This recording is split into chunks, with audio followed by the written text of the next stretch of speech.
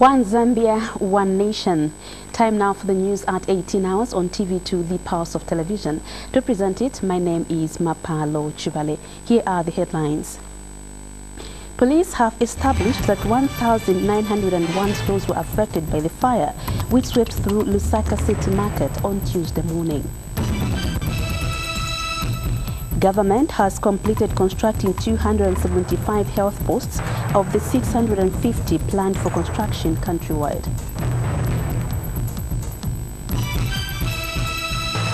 Government has threatened to terminate the contract for construction of a regional veterinary laboratory in Mongo, Western Province.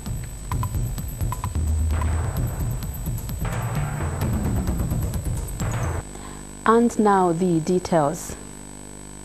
Police have established that 1,901 stores were affected by the fire which swept through Lusaka City Market on Tuesday morning. Police spokesperson Esther Katongo says this is according to Lusaka City Council statistics because the allocated stores were again subdivided. Mrs. Katongo has disclosed this in a statement availed to TV2 News in Lusaka today. She has added that police are still quantifying the total value of property damaged in the fire. Meanwhile, the Lusaka City Market, which yesterday went up in flames, has remained sealed off from the public, including the marketeers whose goods were burned in the inferno.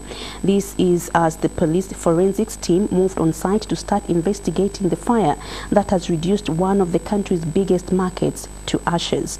And a number of marketeers this morning broke down as the reality of Tuesday's disaster sank in. The sight of the aftermath of the fire is enough to make the minister break down. Commerce Minister Margaret Mwanakatu has visited the scene of the city market fire and it just breaks her heart.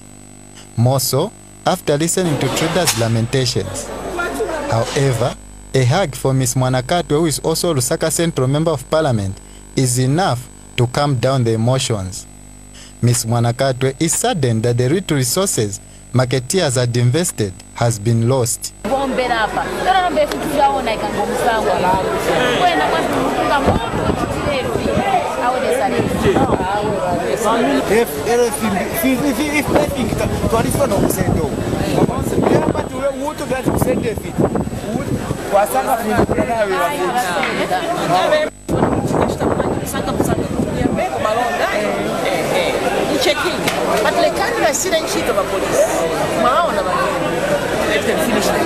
The fire has completely reduced millions of property to rubble. At the time Ms. Mwanakatu visited the market, smoke was still visible. Meanwhile, the market has since been sealed off to allow for thorough investigations into the cause of the fire. By broadcast time and during Ms. Mwanakatu's visit, the police forensic team was on site as part of the investigations.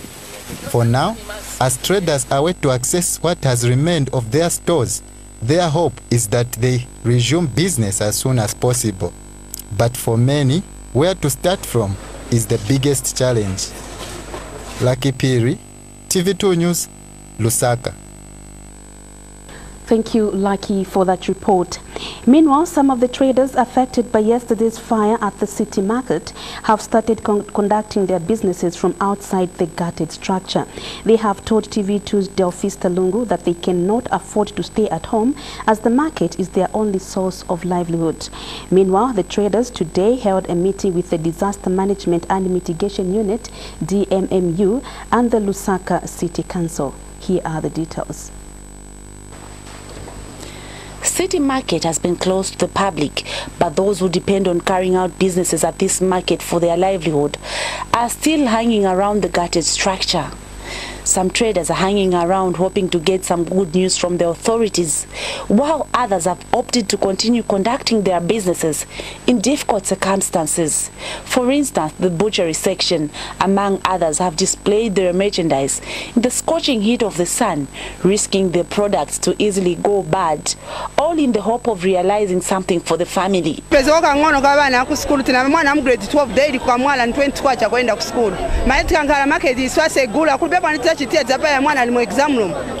Wamana shoga market ndia tipaya. Cause mametima jesera bana na my families. How are we going to survive? So that's why we have decided to come and start selling straight. Tutandike fifini omulando wakwe bati tetwikale nga twalasunga shani twalalisha shani abana bantu mumwine emwale tusunga umumwine mwaba batata na bamayo so namba twatandika kofe fino tunama tukwate kofe kutolesha kwa kali konsa abana babe bali kunganda. The gutting of city market has had triple effects on Zambians. Traders are not the only ones affected, as transport officers have also been hit badly. By 10 o'clock in the morning of Wednesday, 5th July 2017, the minibuses were empty as the customers are not making any movements. Imio ya bantu ifipire mukachumu bali kufua kwa ati wao chere ngati wao chere there's alarm pera punishment. Business now is going down because people who are working inside they will be no longer here. So as a result, even buses we can't enough passengers. For others, it's time to make money using dubious means. This middle-aged man has survived being lynched by a mob after stealing a box of apples. He was only rescued by alert police officers. Nenzena kama box ya maapo paja. So nenzena bwela hapa na bolotantika hivi.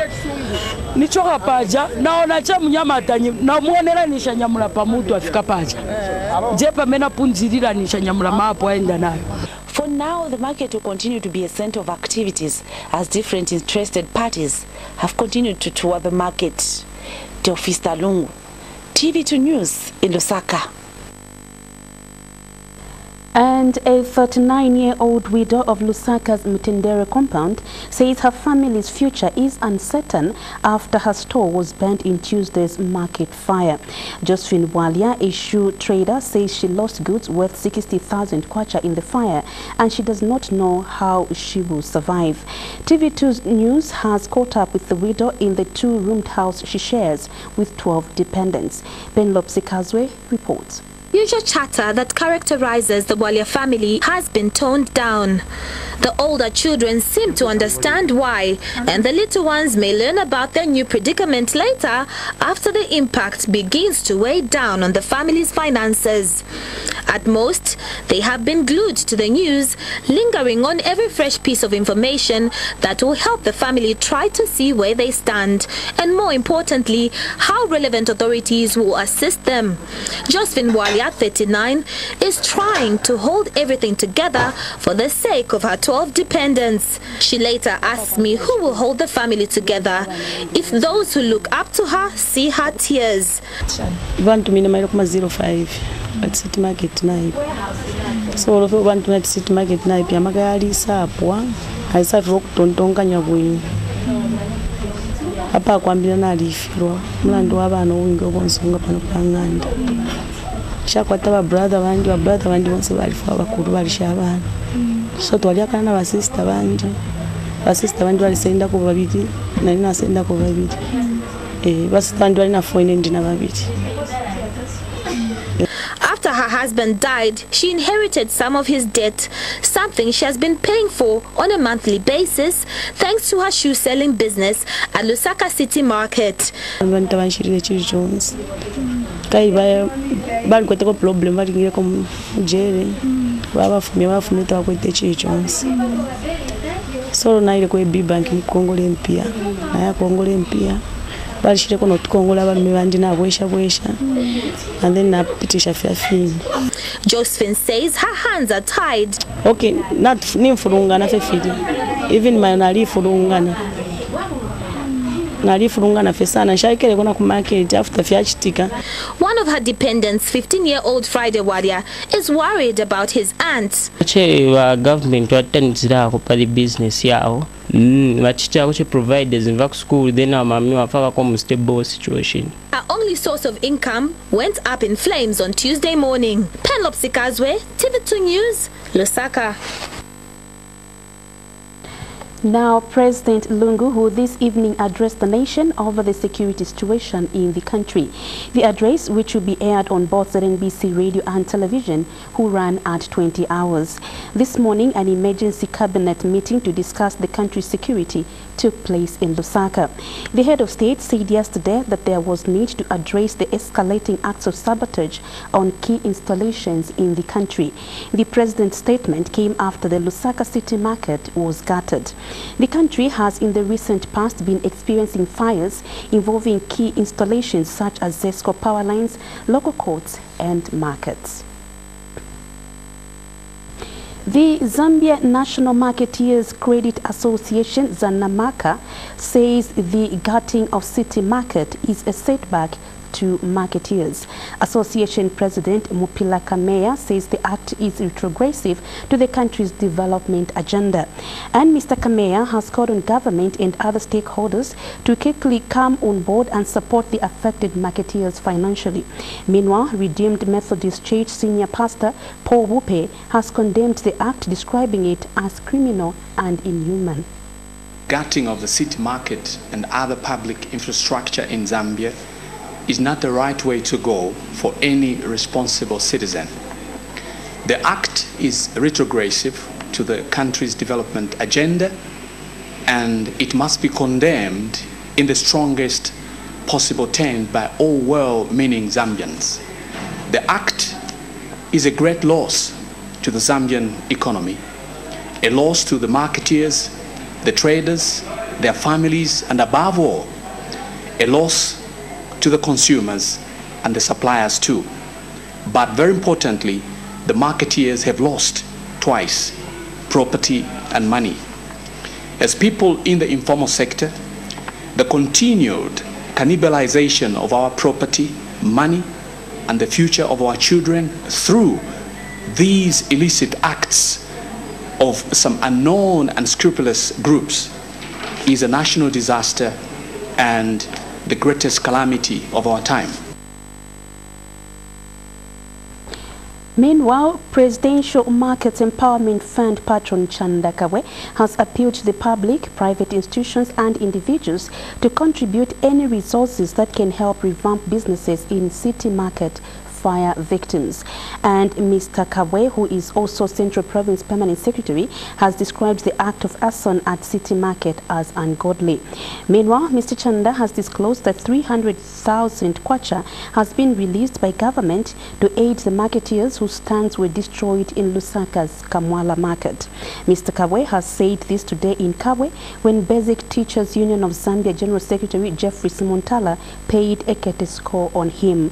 Meanwhile, Mr. Simontala has also condemned the acts of arson that has been happening in the country, with the latest being the city market. We take our first break, and still to come is more news. Stay with us. We continue with the news. Government has threatened to terminate the contract for construction of a regional veterinary laboratory in Mongo, Western Province. This is because the contractor has allegedly abandoned the project site. A private company, Raymond Construction, has been engaged to build the facility at a cost of 7 million kwacha. Nais reports. Permanent Secretary David Shamlenge is in Western Province. Dr. Shamlenge met the Ngambela and the Indunas at the Kuta. One of the issues raised here was the delay in completing the regional laboratory in Mongo. My concern is the Angola border corridor. What measures is the government putting in place to control some diseases from Angola? We would like the PS to tell us what program do you have for Western Province as far as fisheries is concerned. Dr. Shamlenge has since assured the Barose Royal Establishment that the laboratory will soon be complete, but government may consider terminating the contract of the current contractor. And then also the government has put in place the regional laboratory, which, as I say now, is about to be launched, to be finished. I think they've gone over 85%. This laboratory will help us a lot to diagnose diseases at a quicker rate, and then also it will also have a component of fisheries diagnostic services. We are going to identify, amongst the other farmers, the youths and the women. organizations, so that they are given cattle, also they are given small ruminants, goats and sheep, and other species like pigs, and also chickens, traditional chickens. This restocking will be done by the government. They will buy for them so that they also start breeding. It will be a person program. The Fisheries and Livestock Permanent Secretary has also toured Lukulu, where an outbreak of foot and mouth disease, FMD, has been reported. Amos Zulu, Lukulu, Western Province. Shibuyunji District Commissioner Jairo Simukoko says government will continue investing in agriculture as it greatly contributes to national development. Mr. Simukoko has said this during the 2017 Shibuyunji District Agriculture Show in Shibuyunji District, Central Province. We have more in this report. Through the Ministry of Agriculture has continued to provide support to small-scale farmers through the Farmer Input Support Program, FISIP, among many other programs. And one way through which small-scale farmers exhibit their agricultural produce is through agriculture shows.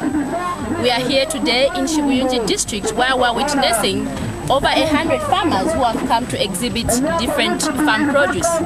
Umasho twalanga ibamezi mambulimbo balima apo tujala kutekatwa anta moya gwenda twayinda abenzo bagabamba gabotu ndaba ukopya to gambe ojindi bola.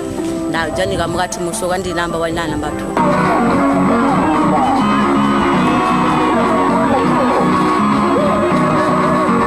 2017 Shibuyunji Agriculture Show, that was held under the theme Promoting a Green Economy, saw over 100 farmers that exhibited their various agricultural and livestock products. Speaking during the event, Shibuyunji District Commissioner Jairo Simukoko stated that the agriculture sector is important as it contributes to national food security and a source of employment for the masses. The agricultural sector plays an important role of contributing to the economy and development of this country. The sector contributes to a national food security and nutritional to our people. It remains the main source of income and employment. Meanwhile, Area Member of Parliament Jamba Majila appealed to farmers to engage in farming practices that encourage land preservation. We are all encouraged to protect and safeguard our environment through sustainable farming practices that promote land preservation. For Shibuyunji farmers, the district show gave them a reason to celebrate.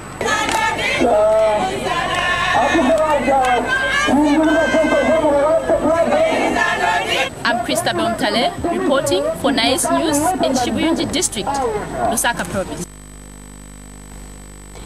Government has completed constructing 275 health posts of the 650 planned for construction countrywide. Ministry of Health spokesperson Kenneth Malama says the construction works had slowed down because of contractual issues that the ministry is facing. He has explained that government will continue developing infrastructure and modernizing hospitals across the country. And Dr. Malama has told TV2 News that 10 district hospitals have been rehabilitated, are in full operation. Constructing health posts. And as we've mentioned before, 650 health posts, of which 275 are already operational, and we have 375 where the superstructures have been done. We've slowed down with respect to the health post due to a number of contractual issues, but we are very confident as a sector that this issue will be sorted out soon so that we can complete the remaining health posts before the end of the year. We want to ensure that all the 650 are actually operationalized and the services are being provided to our people. Apart from health posts, we are also constructing district hospitals countrywide. And at the moment, we have 36 district hospitals under construction. Italian ambassador to Zambia, Filippo Scamacca, says the partnership between ZNBC and the Italian public broadcaster IPB will help improve service delivery. Mr. Scamacca says a number of things will be achieved through the partnership on a reciprocal basis. He also says his country has various other partnerships with Zambia.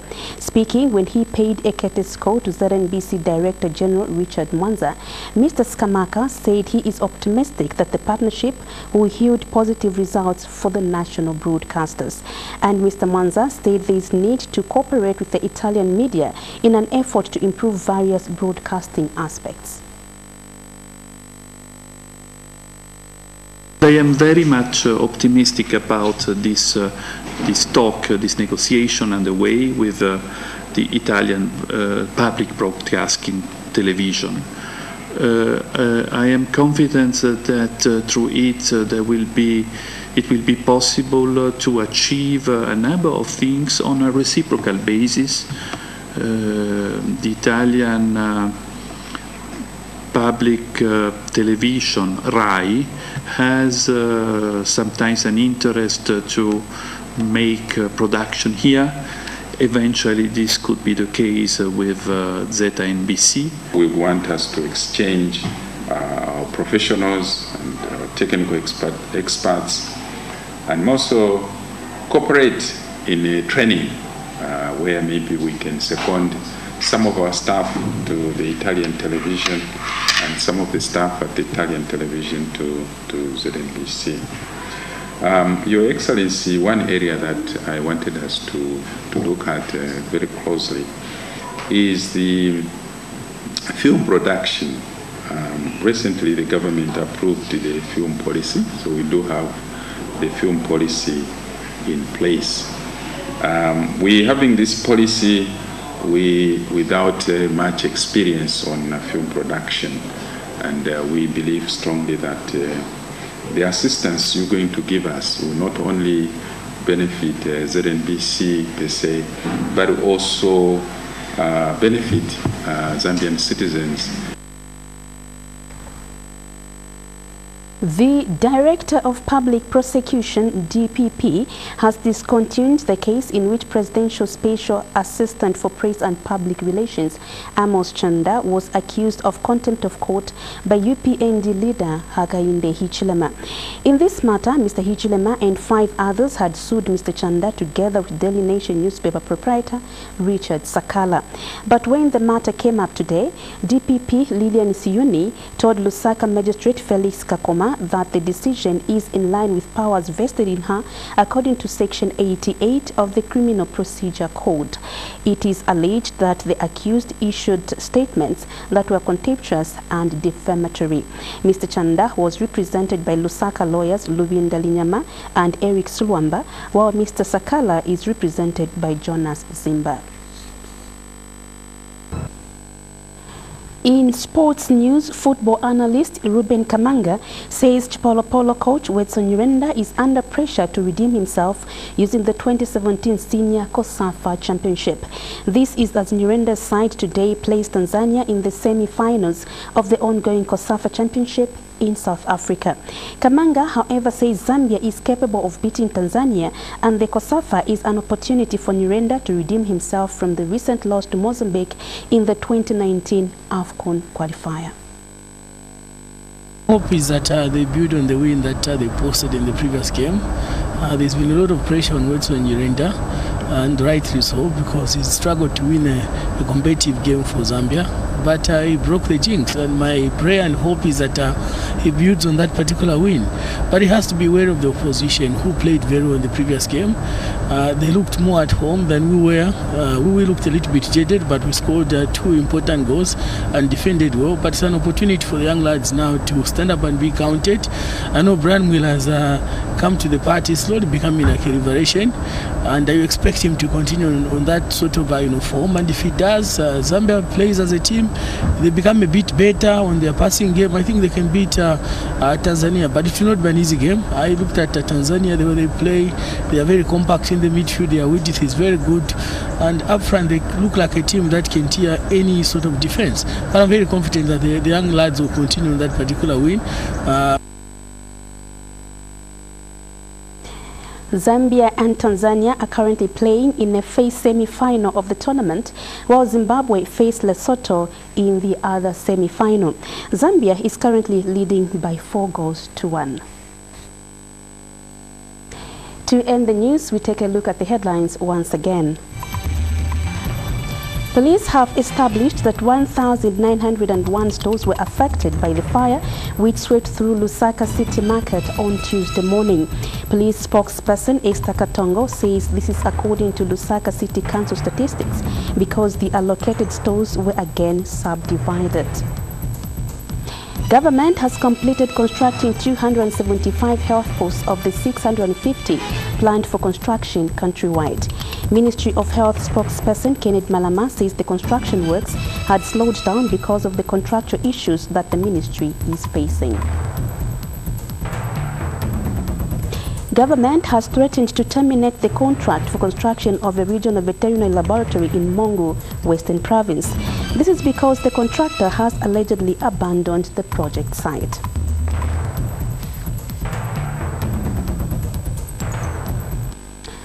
That's it. That's the news at this hour, but be sure to join us for another detailed bulletin coming your way at 20 hours. My name is Mapalo Chivale. Good evening.